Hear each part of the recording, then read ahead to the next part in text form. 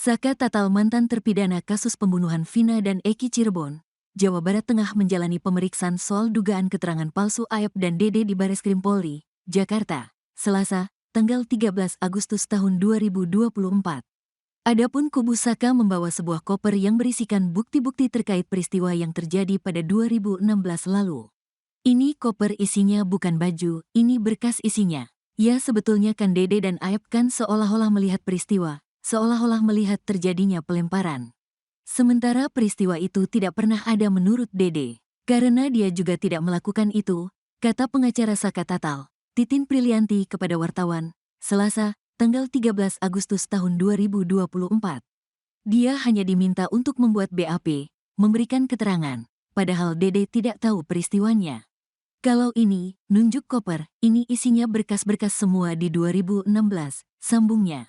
Sementara pengacara Saka yang lain, Farhad Abbas, menyebut jika kliennya tidak terlibat dalam pembunuhan terhadap Vina dan Eki kala itu yang dikuatkan dengan sumpah pocong beberapa waktu lalu. Jadi putusan 7 terpidana dihukum seumur hidup adalah keterangan dua orang saksi itu, Dede dan Aep, yang menyatakan melihat dan mendengarkan di lokasi kejadian walaupun dengan jarak 100 meter. Sedangkan mereka tidak ada di pengadilan, hanya di BAP sumpah, tuturnya. Farhad mengatakan dari sejumlah bukti yang dibawa, ada juga bukti percakapan terakhir Vina dengan sejumlah orang yang ditampilkan dalam sidang peninjauan kembali, PK. Termasuk percakapan bukti telepon antara Widi dan Vina sebelum kematian. Artinya dengan ada bukti tersebut kita bisa pastikan bahwa tidak ada peristiwa di belakang showroom itu, jelasnya. Sebelumnya, Direktorat Tindak Pidana Umum, Dittipidum, Bareskrim Polri mulai melakukan penyelidikan perihal dugaan keterangan palsu yang dilontarkan Dede dan Aep dalam kasus pembunuhan Vina dan Eki di Cirebon, Jawa Barat. Direktur Tindak Pidana Umum, Dirtipidum, Bareskrim Polri, Brigjen Pol Juhandani Raharjo Puro mengatakan, dimulainya penyelidikan itu ditandai dengan dilakukannya gelar perkara awal guna mengusut kasus tersebut. Agendanya jam 11 waktu Indonesia Barat adalah gelar perkara awal. Gelar perkara awal itu apa? Ini hal yang biasa dilakukan Bareskrim dan hal biasa manakala kita mendapat laporan polisi, kata Juhandani kepada wartawan, Selasa, tanggal 23 Juli tahun 2024. Polisi yang telah menerima laporan terhadap Aep dan Dede ini pun, kata Juhandani, bakal terlebih dahulu mempelajari inti masalah yang dilaporkan terhadap keduanya. Barulah kemudian pihaknya akan mendalami mengenai laporan yang menyebut bahwa Dede dan Aep diduga telah memberikan keterangan palsu terkait rangkaian kematian Vina dan kekasihnya Eki. Pengakuan pun harus kita buktikan, tidak serta-merta. Proses penyelidikan kan seperti itu. Kita buktikan apakah yang disampaikan maupun itu pengakuan saudara Dede dan sebagainya akan kita buktikan, jelasnya.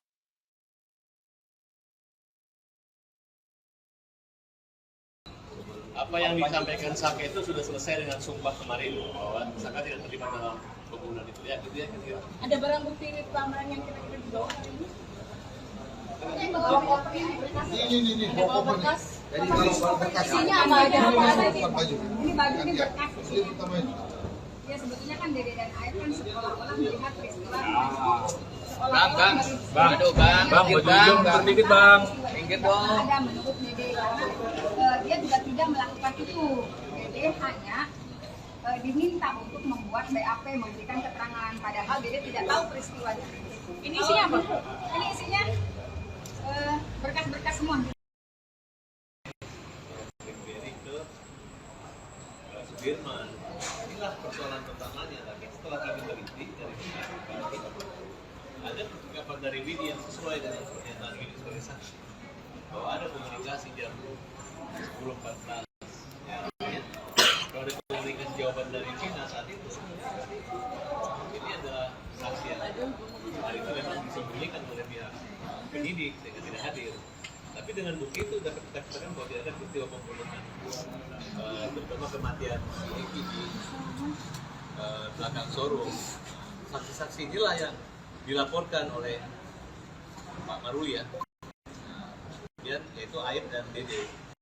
Ternyata sebelum naik ke penyidikan, si Dede sudah mengakui bahwa ini adalah rekayasa alur cerita yang dibawa atau diarahkan oleh Rudiana. Sebenarnya tidak ada peristiwa itu.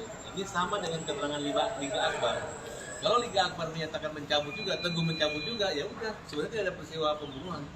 Nah, kembali kita menghimbau kepada pihak kepolisian untuk rekonstruksi kembali, kemudian dikonfrontir antara penyidik-penyidik yang olah TKP di Jembatan Talun, di belakang Ismul Torun, dan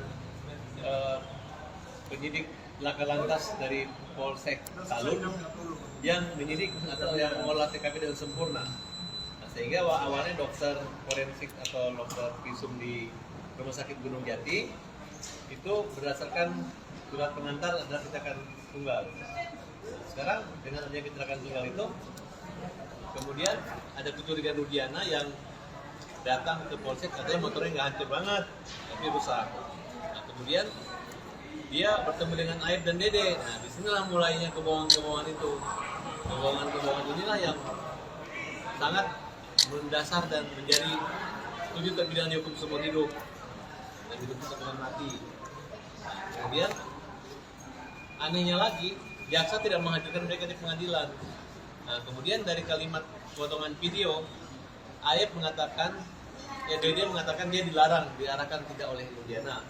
Kemudian percakapan Aib dengan seseorang dicurigai adalah Rudiana, dia menyatakan, Pak, saya kan dari awal nggak mau sidang. Nah, berarti sini adalah kejahatan dalam kejahatan. Nah, ini adalah perintangan penyidikan itu di sini. Jadi tidak menutup kemungkinan kalau Dede dan Aib tidak jujur, nanti akan jadi tersangka yang memberatkan itu adalah si Aib, karena Dede tidak. Dan Dede akan ringan sekali karena dia mengakui. Dan ini adalah saksi-saksi yang nggak akan dihalangi atau dilaporkan lagi. Jangan ditakut-takutin. Pihak Polda juga jangan menakut-nakutin Dede seolah-olah dia merusak penyidikan ini. Tidak. Justru menurut hukum dan keadilan, orang-orang yang seperti ini harus dilindungi. Selama beban dia akui dan siapa yang menyuruh itu yang melakukan yang akan dikena pidana. Tapi kalau dia menutup penyuruhan, ya nanti yang akan berat adalah Aib sendiri. Jadi sekarang mengimbau Aib, sebelum kamu diproses penyidikan dan kebohonganmu terungkap, lebih baik kamu mengaku saja bahwa kamu sebenarnya tidak melihat, makanya kamu nggak datang di persidangan, makanya hakim hanya meng-copy paste pernyataan kamu, dan karena kamulah Aib 7 pidana ini mati dihukum seumur hidup sampai sekarang. Pak, kalau dijelaskan lagi, lalu tadi penyidik juga menyampaikan artinya bahwa kita lihat ya, tadi dari penyidik bilang, apakah Saka tahu siapa yang menyuruh Dede dan Aib berbohong? Masalahnya kan Saka nggak kenal dengan mereka. Saka baru tahu kan timbul adanya Dede dan Aib kan di peristiwa sekarang. Karena Dede dan Aib di persidangan 2016 pun juga kan tidak hadir. Nah, yang paling penting adalah ini kan pembunuhan berencana. Pembunuhan berencana itu ada 340. Oh, hukuman ini hukuman yang luar biasa. Urgensinya apa sih? Penyidik ketika 2016 sudah mempersiapkan Dede dan Aib itu, mereka di BAP di bawah sumpah, tidak harus hadir di pengadilan.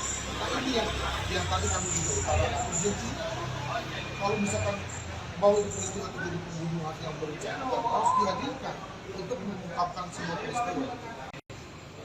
Dari ke Sudirman, inilah persoalan pertamanya. Tapi setelah kami teliti dari ada percakapan dari Widi yang sesuai dengan pernyataan Widi sebagai saksi bahwa ada komunikasi jam 10.14